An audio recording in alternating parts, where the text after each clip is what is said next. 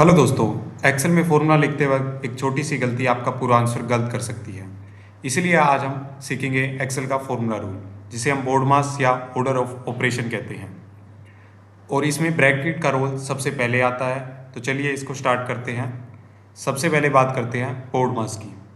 B for bracket, O for order, D for division, M for multiplication, A for addition and S for subtraction. Excel इसी sequence को follow करता है। सबसे ज़्यादा priority bracket की होती है, फिर order, division, multiplication, addition and then subtraction. अगर आप इस ऑर्डर को फॉलो नहीं करते तो आपका रिजल्ट गलत हो सकता है। इसको हम एग्जाम्पल से समझते हैं। जैसे यहाँ पे एक एक्सप्रेशन लिखा हुआ है, इक्वल टू 10 प्लस 20 इंटू 2। अब इधर कुछ स्टूडेंट क्या सोचेंगे कि एक्सेल 10 प्लस 20 करेगा और फिर मल्टीप्लाई करेगा, तो इसका आउटपुट आएगा 60, 30 इंटू 2। पर इधर ऐसा नहीं होगा। एक्सेल बोर्ड मास रूल को फॉलो करेगा। सबसे पहले मल्टीप्लाई करेगा फिर प्लस करेगा, क्योंकि मल्टीप्लिकेशन की प्रायोरिटी प्लस से ज़्यादा है। हम एंटर प्रेस करते हैं तो यहाँ पे जैसे हमारा आउटपुट रॉन्ग आ रहा है, 50 आ रहा है। रियल में आउटपुट आना चाहिए 60। तो उस प्रॉब्लम को सोल्व करने के लिए हम एक्सेल में ब्रैकेट का यूज़ करेंगे। इक्वल टू साइन लगाएंगे, bracket 10 plus 20 bracket close into 2।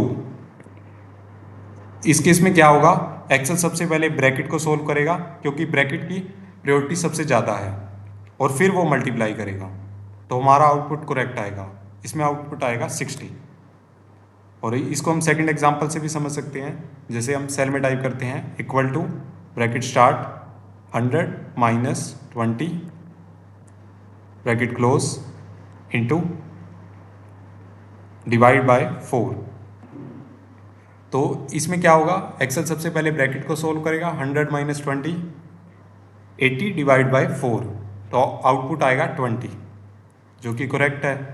और अगर इसमें हम ब्रैकेट नहीं लगाते, सीधा टाइप करते हैं equal to 100 minus 20 divide by 4, तो क्या होगा, एक्सेल सबसे पहले डिवाइड करेगा। 20 डिवाइड बाय 4 मतलब 5, 100 में से 5 को माइनस कर देगा। 100 माइनस 5 95, तो हमारा आंसर रॉन्ग हो जाएगा। तो इसीलिए एक्सेल में जब भी आप कोई कॉम्प्लेक्स ऑपरेशन कर रहे हो जिसमें मल्टीप्लाई, सब्ट्रैक्शन, डिवाइड, इन सब का यूज़ हो रहा है, तो उसमें ब्रैकेट जरूर लगाओ। और बोर्ड मास रूल को हम रियल लाइफ एग्जांपल से समझते हैं। जैसे इसमें हमने एग्जांपल लिया है इलेक्ट्रिसिटी बिल का। जैसे हमारे पास फ्री यूनिट है 100 और हमने कंज्यूम की है 180, तो हमको बताना है कि हमने कितनी ज़्यादा यूनिट यूज़ की है, उसकी क्या कॉस्ट पड़ेगी। जैसे हम यहाँ सिंपल देख सकते हैं कि 100 हमको फ्री मिली हुई है और 180 हमने यूज़ कर लिया है, मतलब हमने 80 यूनिट ज़्यादा यूज़ की है, तो 80 इंटू 8 होगा। पर अगर हमको इसको एक्सेल में सोल्व करना है तो वो हम कैसे करेंगे।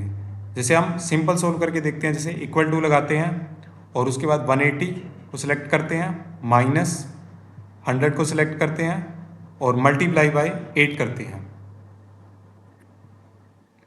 तो अब इस केस में क्या होगा, एक्सेल सबसे पहले मल्टीप्लाई को सोल्व करेगा। वो 8 इंटू 100 कर देगा और फिर माइनस करेगा, तो इससे हमारा आंसर नेगेटिव में आ जाएगा और हमको करेक्ट कॉस्ट नहीं मिलेगी। जैसे हम एंटर प्रेस करते हैं तो हमारा आंसर नेगेटिव में आ गया और हमको करेक्ट कॉस्ट नहीं मिली।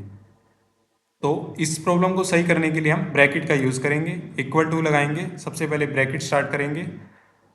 अब 180 को सिलेक्ट करेंगे, 180 माइनस 100 ब्रैकेट क्लोज इंटू 8। इस केस में क्या होगा, एक्सेल सबसे पहले इस ब्रैकेट को सोल्व करेगा, 180 माइनस 100 करेगा, फिर 80 आंसर आएगा और 80 को 8 से मल्टीप्लाई करेगा, तो उससे हमको हमारी कॉस्ट पता चल जाएगी कि हमने कितनी इलेक्ट्रिसिटी ज़्यादा यूज़ की है। तो उसका सही आउटपुट आया 640। तो इसीलिए एक्सेल में हमेशा ध्यान रखो कि ब्रैकेट का यूज़ कितना इंपॉर्टेंट है। तो आज के वीडियो में हमने सीखा एक्सेल का बोर्ड मास रूल, ब्रैकेट का लॉजिक और प्लेसमेंट, रियल लाइफ एग्जांपल देखा इलेक्ट्रिसिटी बिल का। जब ब्रैकेट ना लगाओ तो रिजल्ट गलत आ सकता है। तो जब भी एक्सेल फॉर्मूला लिखो, सोचो समझो और ब्रैकेट लगाओ। अगर ये वीडियो पसंद आया तो लाइक करो, चैनल को सब्सक्राइब करो। मिलते हैं अगले वीडियो में, तब तक के लिए happy learning and thank you.